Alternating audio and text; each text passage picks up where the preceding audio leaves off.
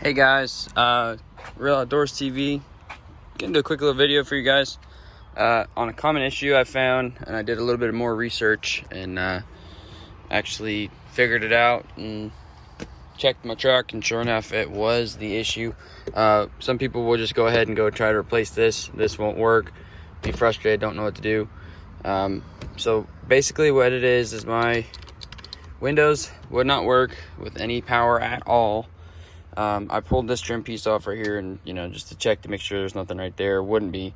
But yeah, the switch didn't work. My lock wouldn't work, but my unlock would.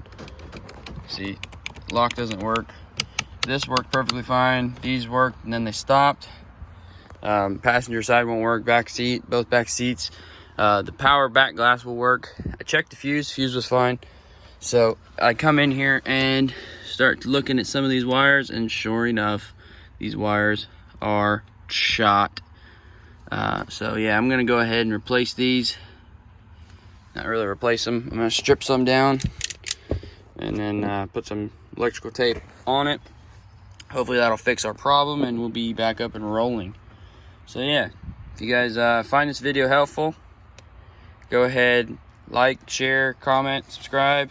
Even if you know someone that has a 11th gen f150, a 04 to 08, and actually really and truly more so better any earlier generation Ford vehicle, go ahead and share this video with them so they know to check. All you got to do, there's a rubber boot. I've already done it. Pop it off on this side, pop it off on that, and you'll be able to see where your wires are.